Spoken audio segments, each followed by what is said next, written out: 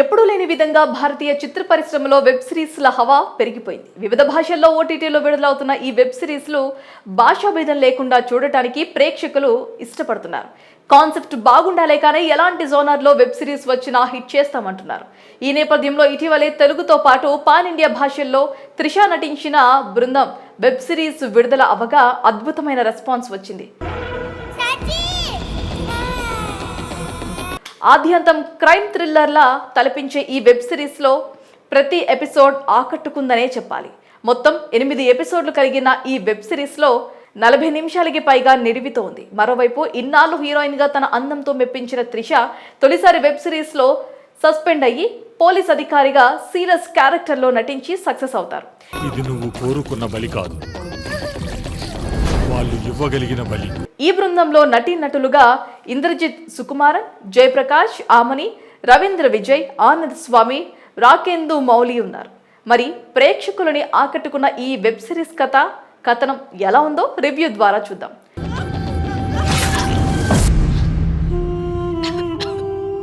మొదటగా బృంద కథ విషయానికి వస్తే, అనుకోకుండా ఒక ఊరి చెరువులో ఒక శవం తేలుతోంది. ఆ శవం ఎవరిదో తెలియాలని పోలీసులు అది ఆత్మహత్య అనుకుంటారు. కానీ శవం మీద ఉన్న గుర్తులు చూసి అది హత్య అని చెబుతారు.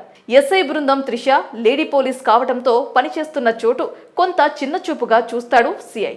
ఆమెను గౌరవించాడు, చెప్పిన అభిప్రాయాన్ని సీరియస్ గా తీసుకోడు. కానీ ఎవరి మాట వినని బృంద అది హత్య అని నిరూపించి కొన్ని ఆధారాలు పట్టుకొచ్చి అందరినీ ఆశ్చర్యపరుస్తోంది. అవి కలలు కావు, అది నీ గతం.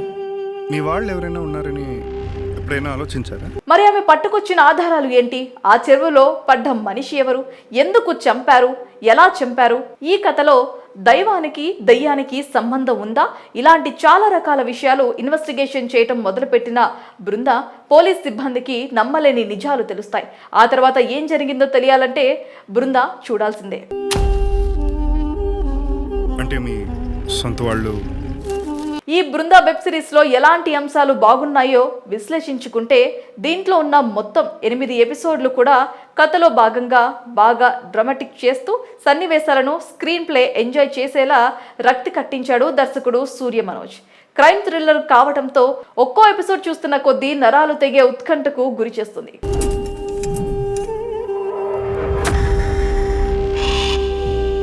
క్రైమ్తో కూడిన కాంప్లికేటెడ్ స్టోరీ, కన్ఫ్యూజ్ చేసే విధంగా ఉన్న కథనానికి తగ్గట్టుగా ప్రతి విషయాన్ని జస్టిఫై చేస్తూ వచ్చాడు. ప్రతి పాత్రకు పరమార్థం ఉండేలా చాలా ఒద్దికగా సిరీస్ను నడిపించారు.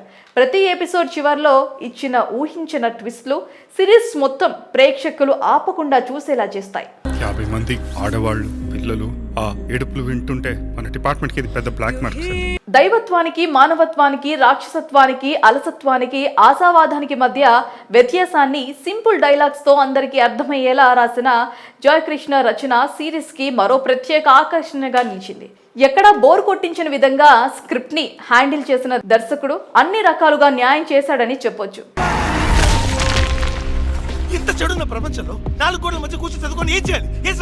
ఇక సాంకేతిక పరంగా వెబ్ సిరీస్ లో వచ్చే back drop score, photography, editing విభాగాల పనితీరు బాగుంది.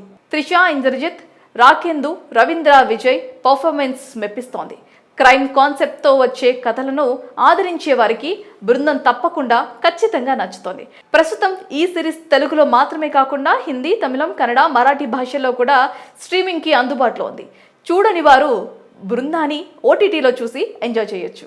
తను ఒక క్రిమినలే అవ్వచ్చు, కానీ మనకి నిజం తెలిసినప్పుడు దానికి చెప్పడం మన రెస్పాన్సిబిలిటీ.